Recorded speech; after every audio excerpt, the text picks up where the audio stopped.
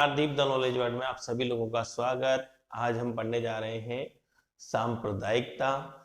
इससे पहले मैं आपको बता दूं कि आप मुझसे साथ व्हाट्सएप ग्रुप पर जुड़ सकते हैं। उसका लिंक आपको डिस्क्रिप्शन में मिल जाएगा और साथ ही साथ वहां पर आप अपनी क्वेरीज सेंड कर सकते हैं। जो भी समस्या आपको वीडियो के दौरान, चैप्टर के दौरान आती है, वो आप वहां पर भी भेज सकते हैं। साथ ही कमेंट बॉक्स में लिख सकते हैं कि आपको वीडियो कैसा लगा और क्या इसमें समस्या आपकी रही है। अगला वीडियो आप कौन सा चाहते हैं वो भी आप लिख कर भेज सकते हैं।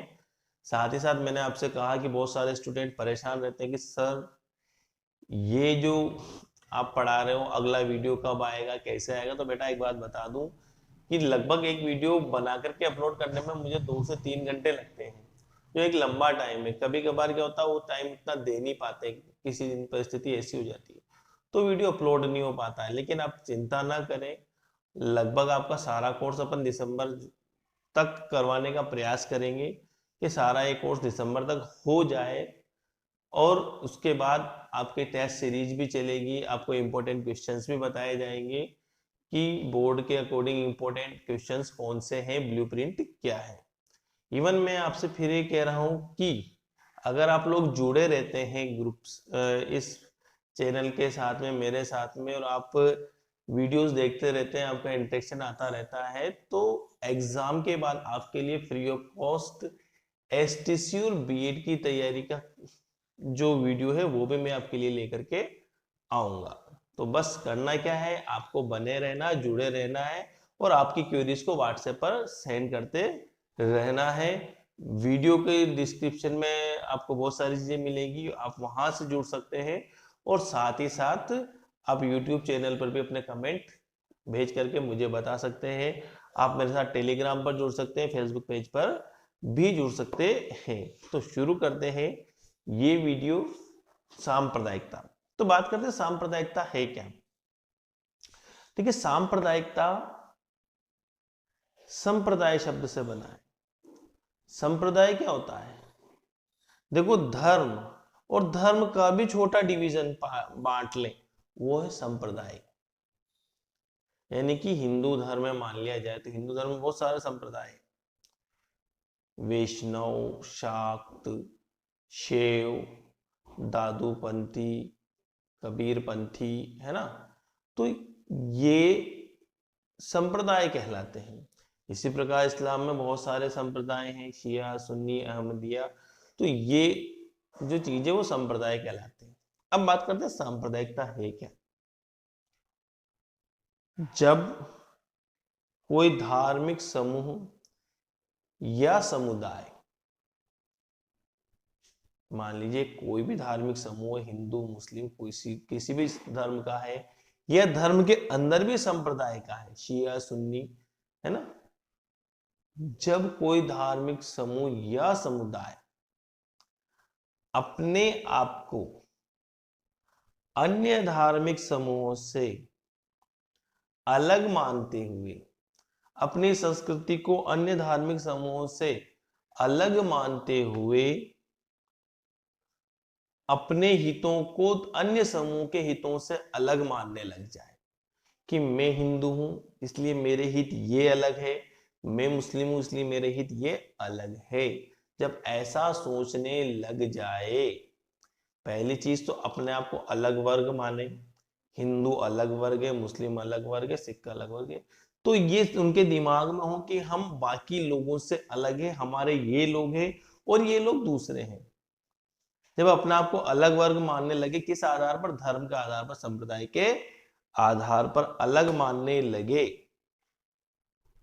और इस आधार पर कि हम अलग है इसलिए हमारे हित भी अलग है, बाकी समूह से हमारे जो लौकिक हित है, इस धरती के जो हित है, इस दुनिया के जो हित है, इस समाज के जो हित है, बाकी समूहों से अलग हैं। और इस वजह से अपने आप को राष्ट्रीय और सामाजिक हितों से अधिक प्राथमिकता देते हैं, अपने हितों को, है ना। देश का नुकसान हो जाए, समाज का नुकसान हो जाए, उससे ऐसे लोगों को कोई फर्क नहीं पड़ता है। उनके लिए येन केन प्रकारेण उनके धर्म से संबंधित उनके जो हित हैं, उनके संप्रदाय से संबंधित उनके जो हित हैं, वो पूरे होने चाहिए। अगर ऐसी सोच है, ऐसा संगठन है, ऐसा समुदाय है जो अपने आप को बाकी से अलग मानते हैं, धर्म संप्रदाय के आधार पर अपने हितों को अलग मानते हैं और अपने हितों को समाज और राष्ट्र पर वरीयता देते हैं, प्राथमिकता देते हैं, तो ये चीज जो है उसे हम सांप्रदायिकता कह सकते हैं। अब इसकी जो परिभाषा है, विंसेंट स्मिथ ने इसकी परिभाषा दी है। उन्होंने इसमें भाषाई को भी जोड़ दिया है। बाकी सेम वही चीज है कि एक सांप्रदायिक व्यक्ति या समूह वह है जो कि प्रत्येक धार्मिक और भाषाई समूह को एक पृथक सामाजिक और राजनीतिक इकाई मानता है, जिसके हित अन्य समूह से पृथक होते हैं और उनके विरोधी भी हो सकते हैं। ऐसे समूह को, ऐसे व्यक्तियों को, उसकी विचारधारा को सांप्रदायिक कहा जाएगा, यह कहना है विंसेंट स्मिथ का। अब बात करते हैं सांप्रदायिकता का उद्देश्य। देखिए, सांप्रदायिकता का उद्देश्य क्या होता है? धर्म और संप्रदाय के आधार पर दूसरे संप्रदायों और धर्मों से अपने आप को अलग करना, कट्टरता पैदा करना, इसका उद्देश्य क्या होता है? इसका उद्देश्य होता है, जो सांप्रदायिक समूह होते हैं, जो धार्मिक समूह होते हैं, अपने धर्म के लिए, अपने लोगों के लिए शक्ति चाहते हैं, सत्ता चाहते हैं, प्रतिष्ठा चाहते हैं और राजनीतिक अधिकार चाहते हैं। और ऐसा करते हुए वे सामाजिक हितों और राष्ट्रीय हितों के ऊपर जाकर के, इससे अलग जाकर के भी अपने धर्म और संप्रदाय को प्राथमिकता देते हैं। यानी कि अगर कोई सांप्रदायिक संगठन है तो वो चाहता है कि जो बड़ी पोस्टें हैं, बड़े अधिकार वाली पोस्ट है, प्रतिष्ठा, धन, सम्मान, वो उनके संप्रदाय के लोगों को मिले बजाय दूसरे लोगों को मिलने की। और ऐसा करते हुए वे राष्ट्रीय और सामाजिक हित यानी कि दंगे फसाद करने से भी नहीं चूकते हैं। यही सांप्रदायिकता है। बात करते हैं सांप्रदायिकता का उदय। देखो, सांप्रदायिकता का उदय कैसे हुआ? 1857 की क्रांति में मुस्लिम और हिंदू एक साथ अंग्रेजों के खिलाफ लड़े थे, क्रांति की थी, और इस हिंदू मुस्लिम एकता से अंग्रेज घबरा गए।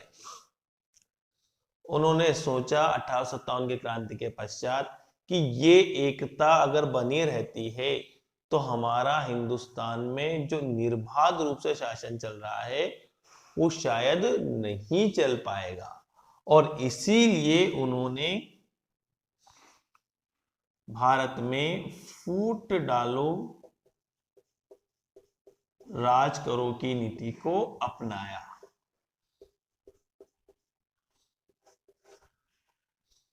कौन सी नीति? फूट डालो और राज करो की नीति को उन्होंने अपनाया। यानी कि हिंदू और मुसलमानों को एक दूसरे के खिलाफ किया, भड़काया, उन्हें एक होने से रोका। पहले उन्होंने किया क्या कि उन्होंने 1857 की क्रांति के लिए मुसलमानों को जिम्मेदार माना और उनके साथ भेदभावपूर्ण व्यवहार किया, तिरस्कारपूर्ण व्यवहार किया, शासन प्रशासन में उनको भागीदार नहीं बनाया। लेकिन आगे चल करके उन्होंने मुस्लिम तुष्टीकरण शुरू कर दिया। सबसे पहले घटना आती है 1905 की। वायसराय होते हैं अपने लॉर्ड कर्जन, और बड़ी घटना होती है बंगाल का विभाजन। बंगाल का विभाजन किस आधार पर किया जाता है? हिंदू मुस्लिम आबादी के आधार पर। बंगाल को 2 टुकड़ों में बांट दिया जाता है और एक टुकड़ा मुस्लिम बाहुल्य रख दिया जाता है। यहां से बड़े लेवल पर भारत में सांप्रदायिक विभाजन की शुरुआत होती है। इसे इतिहास में बंग भंग की घटना के नाम से भी जाना जाता है। दूसरी इंपॉर्टेंट घटना आती है 1906 और इन्हीं अंग्रेजों के उकसावे पर मुस्लिम लीग का गठन होता है, जिसका मुख्य उद्देश्य मुसलमानों के हितों की रक्षा करना, मुसलमानों के हितों की पैरवी करना और बाकी सभी हितों के ऊपर मुसलमानों के हितों को रखना है। कुल मिलाकर के इसका गठन इसलिए किया गया कि मुस्लिम लीग जो सांप्रदायिक सोच है उसको आगे बढ़ाए, हिंदू मुस्लिम एकता को तोड़े, इसीलिए इसका गठन किया गया था। इसी क्रम में आगे आती है, आपने पिछले साल पढ़ा होगा 1909 का भारत शासन अधिनियम, और उस भारत शासन अधिनियम में आ जाती है सांप्रदायिक निर्वाचन प्रणाली।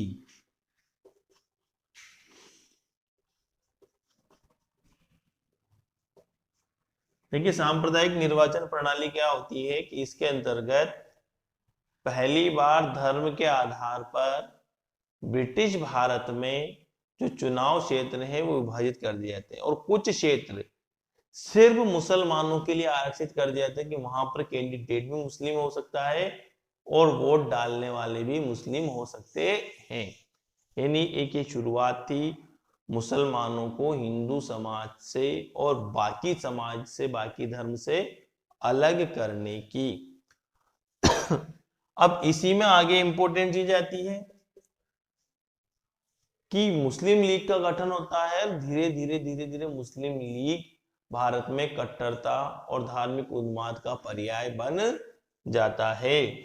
1940 में मुस्लिम लीग के जो अध्यक्ष थे उस समय के जिन्ना, उन्होंने द्विराष्ट्र सिद्धांत दिया। द्विराष्ट्र सिद्धांत क्या है? यानी कि हिंदू और मुस्लिम अलग अलग संस्कृतियां हैं और इस वजह से ये एक ही राष्ट्र में नहीं रह सकते हैं, इन्हें अलग अलग राज्यों में विभाजित किया जाना चाहिए। ये उससे उनकी मांग थी। अब फिर उसके बाद में लास्ट में आ जाता है हमारे पास 1947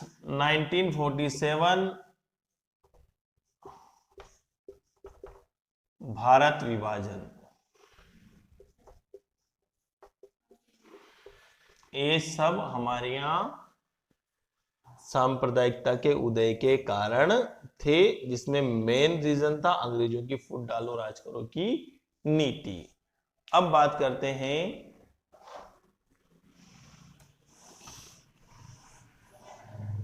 उदय भारत में सांप्रदायिक समस्या के कारण।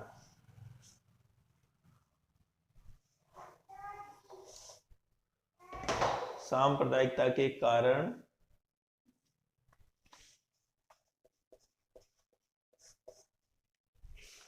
है ना,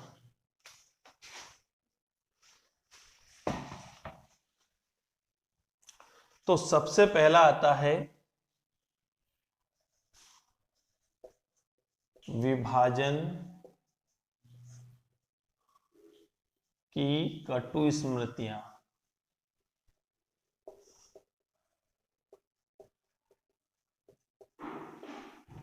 देखिए देश का विभाजन हुआ और विभाजन इस आधार पर हुआ कि मुसलमानों के लिए अलग राज्य पाकिस्तान का निर्माण किया गया।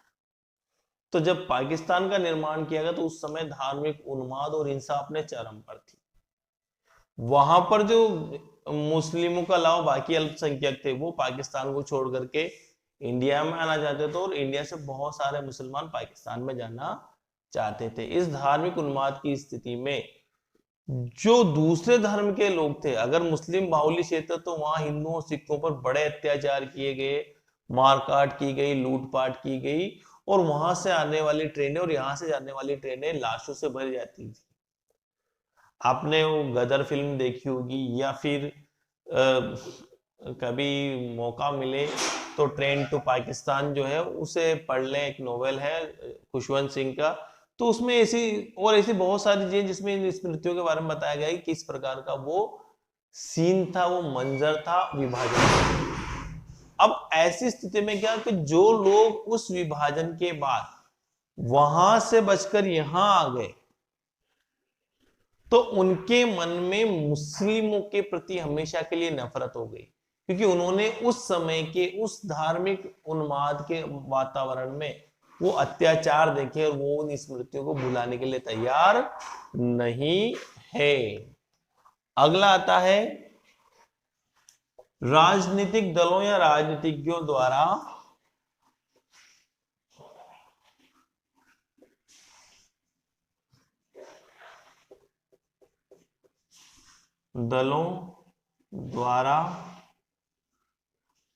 पृथक्करण।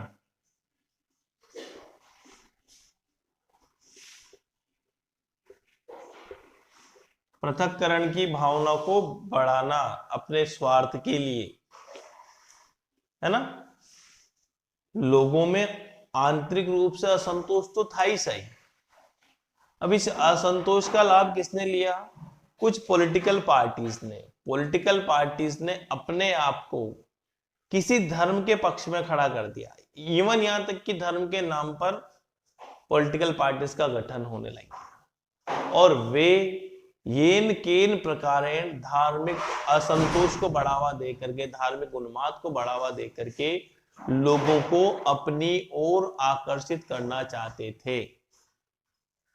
और इसी वजह से कई सारे जो संगठन हैं बढ़ते गए, ऐसे संगठन जो सांप्रदायिक आधार पर गठन होने थे वो बढ़ते चले गए। इसमें प्रमुख नाम है मुस्लिम लीग, हिंदू महासभा,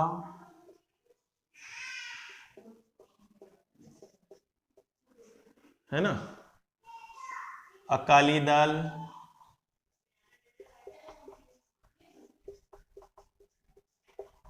इत्तेहादुल मुस्लिमीन,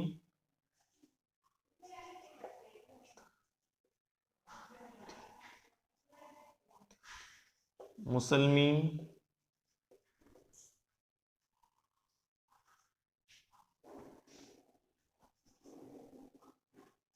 जमात इस्लामी,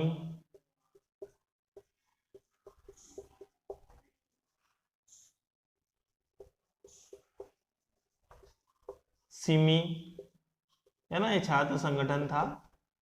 ये प्रमुख ऐसे संगठन थे जिन्होंने इस धार्मिक उन्माद को अपने स्वार्थ के लिए बढ़ाया, हिंसा कराई, दंगे करवाए हैं। अब अगला कारण आता है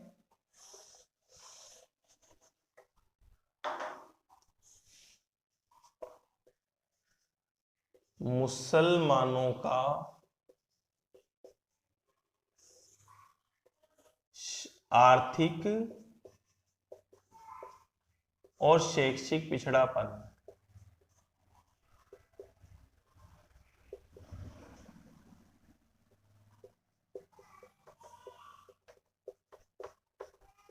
देखिए, अंग्रेजों के समय से मुसलमान शैक्षिक और आर्थिक क्षेत्र में पिछड़ने लग गए और आधुनिक भारत में भी यही स्थिति। इसके पीछे कई सारे कारण हो सकते हैं, कई सारे रीजंस हो सकते हैं, लेकिन एक व्यक्ति जो आर्थिक और शैक्षिक रूप से पिछड़ा हुआ है, एक वर्ग, एक समाज जो पिछड़ा हुआ है, उसके अंदर असंतोष होना स्वाभाविक सी बात है।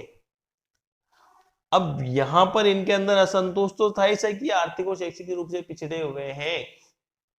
कुछ निहित स्वार्थ वाले गुटों ने, लोगों ने, दलों ने उनके अंदर ये भावना भड़काई कि आपका ये पिछड़ापन है दूसरे धर्म और संप्रदाय की वजह से, इसलिए इन लोगों के अंदर दूसरे धर्म और संप्रदाय के लोगों के प्रति द्वेष फैलने लग गया, बढ़ने लग गया। अगली बात कहते हैं पाकिस्तानी दुष्प्रचार।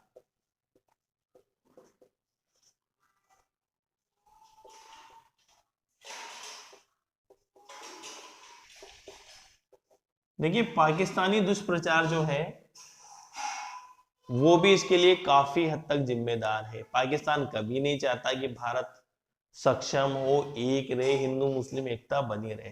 वो हर स्थिति में भारत में दंगे करवाना चाहता है, धार्मिक उन्माद फैलाना चाहता है, इसके लिए प्रचार तंत्र का उपयोग करता है, पैसा लगाता है और अपने लोगों को, अपने प्रचार तंत्र को यहाँ पर बढ़ावा देता है।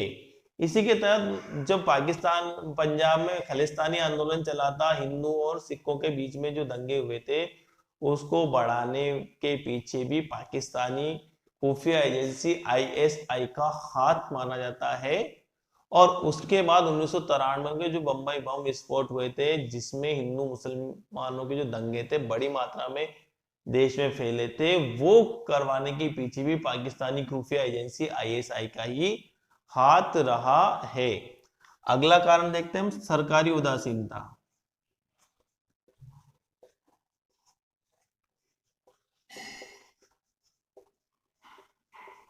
क्या होता है, स्थानीय स्तर पर लोगों के छोटे मोटे विवाद या मुद्दे हो सकते हैं।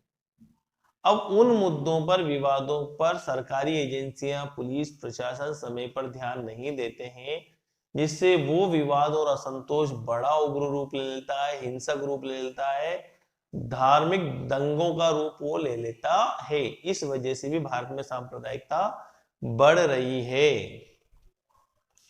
अगला है दलीय राजनीति।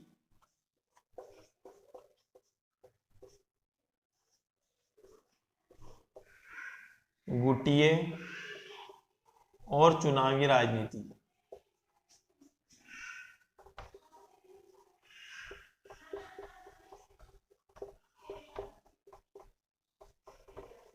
देखिए, आज के दिन राजनीति का स्तर गिर गया है और गिरता ही जा रहा है। राजनीतिज्ञों के लिए ये न केवल प्रकार एक ही उद्देश्य है कि कैसे वो सत्ता प्राप्त करें, और सत्ता हथियाने के लिए राजनीतिज्ञ दंगे करवाने में भी पीछे नहीं रहते। और इसीलिए निखिल डे ने कहा है कि आज तक भारत में जितने भी दंगे हुए उसके पीछे राजनीतिक कारण रहे हैं, और राजनीतिक दलों ने अपने स्वार्थ के लिए भारत में दंगे करवाए हैं। अब बात करते हैं अगले रीजन की, तो वो है तुष्टीकरण की राजनीति।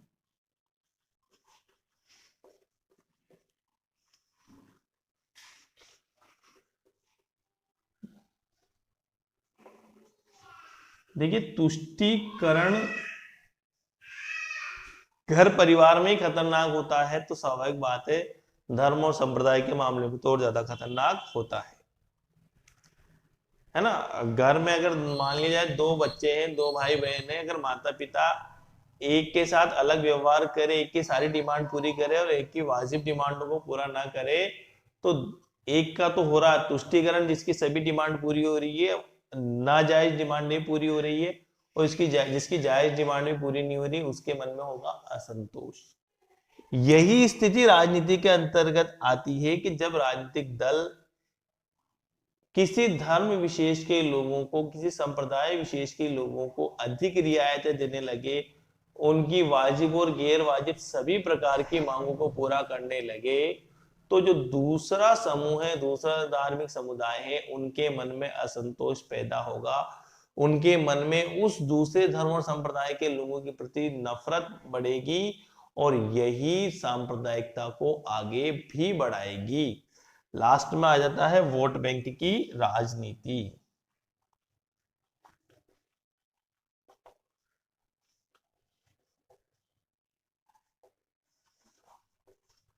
देखिए, वोट बैंक की राजनीति का अर्थ यह है कि राजनीतिक दलों को धार्मिक जो ग्रुप के लोग हैं वो अपना आप में बहुत बड़े वोट बैंक नजर आते हैं। अब अगर देखा जाए तो हिंदू 80 करोड़ वोट बैंक, मुसलमान 17 करोड़ का वोट बैंक, तो ये इतने बड़े वोट बैंक नजर आते हैं कि राजनेताओं को, पॉलिटिकल पार्टीज को ये लगता है कि अगर हमने इस धार्मिक समूह को अपने पक्ष में कर लिया, इन धार्मिक समूहों को अपने पक्ष में कर लिया, तो एक साथ बड़ी मात्रा में हमें वोट मिल जाएंगे।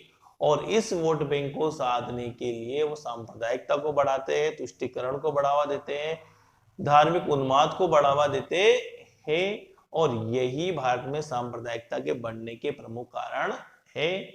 धन्यवाद। आज के वीडियो में बस इतना ही। कुछ आपको टेक्स्ट क्वेश्चन है जो इस वीडियो के एंड में मिलेंगे, अभी मिलने वाले हैं, तो वो सोल्व कर लीजिएगा। धन्यवाद।